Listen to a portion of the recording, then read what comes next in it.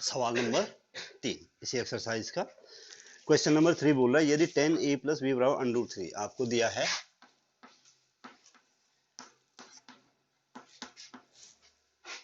10a plus B equal to 100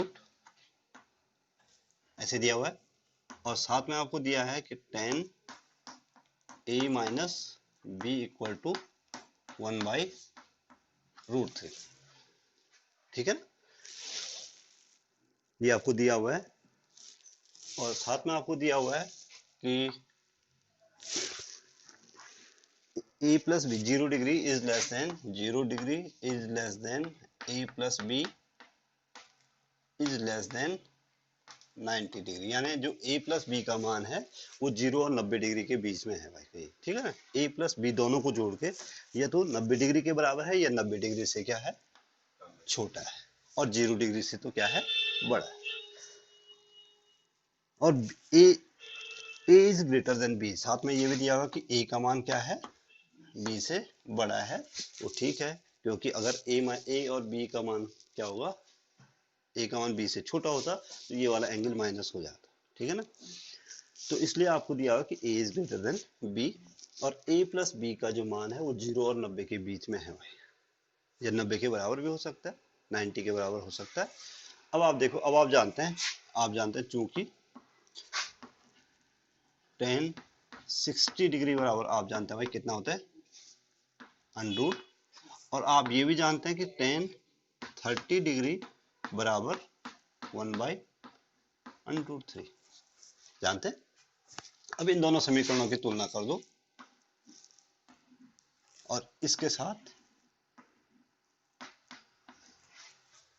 दोनों का बाएं पक्ष बराबर है तो दोनों का दाएं पक्ष भी क्या होना चाहिए, तो a प्लस बी का मान आ जाएगा 60, 1060, 10a प्लस बी बराबर 1060 हो गया, तो a प्लस बी बराबर कितना हो गया 60 और a माइनस बी बराबर कितना हो गया 30। तो इसलिए आप कह सकते हैं कि कटता नहीं है, वो सिर्फ तुलना हो रही है, ध्यान रहे कट नहीं रहा है, 10 से 10 कट नहीं रहा बल्कि सिर्फ एंगल्स की तुलना हो रही है। ठीक है ना, तो a प्लस बी बराबर हो गया 60 डिग्री, ये समीकरण नंबर फर्स्ट, और a माइनस बी बराबर हो गया कितना 30 डिग्री, ये समीकरण नंबर।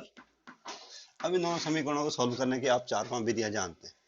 आप विलोपन से सॉल्व करो, आप जो है प्रतिस्थापन से सॉल्व करो, रैखिक समीकरण हो गया ना दो चरों में, तो यहाँ पे हम सीधे अगर इसको क्या कर दें जोड़ने पर, मैं दोबारा नहीं लिखूंगा समीकरणों को, यहीं पे जोड़ देते हैं, a और a जुड़ के कितना हो गया 2a equal to 90, a equal to 90 degree by 2, a equal to हो गया 40,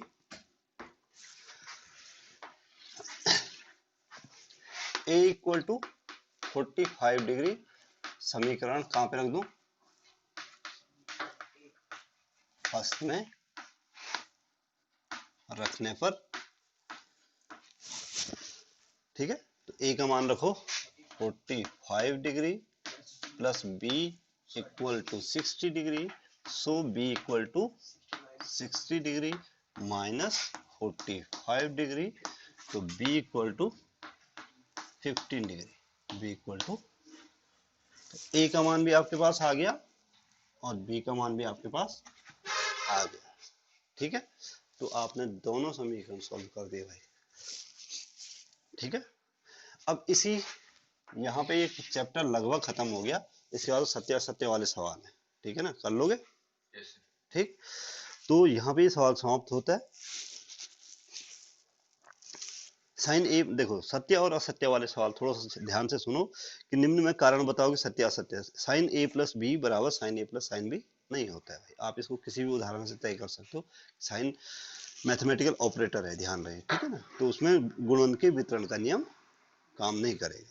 दूसरा, थीटा में वृद्धि होने के बाद साइन थीटा के मान में भी वृद्धि होती है। अब चेक करो, साइन 0 का मान 0, साइन 90 का मान 1, तो 0 से 90 तक तो वृद्धि होती है। ठीक है, थीटा में वृद्धि होने के साथ कॉस थीटा में वृद्धि होती है, ये गलत है, क्योंकि साइन कॉस 0 का मान 1 होता है, कॉस 90 का मान 0 होता है, तो घटता है ऊपर की तरफ। ठीक है, ए बराबर थीटा के सभी मानों पर साइन थीटा बराबर कॉस थीटा, ये बिल्कुल असत्य है, केवल और केवल किस मान पे 45 पे साइन ए बराबर कॉस ए होता है, साइन थीटा बराबर कॉस थीटा, क्योंकि साइन 45 का मान भी 1/√2, कॉस 45 का मान भी 1 बाई, बाकियों के लिए नहीं होता, तो ये भी असत्य है।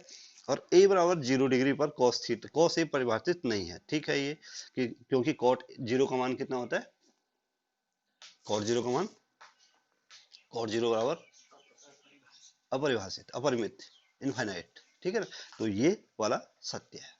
तो ये सत्य असत्य वाले भी हो गए, आप लोग इसको नोट कर लोगे। यहाँ पे ये एक्सरसाइज समाप्त होती है।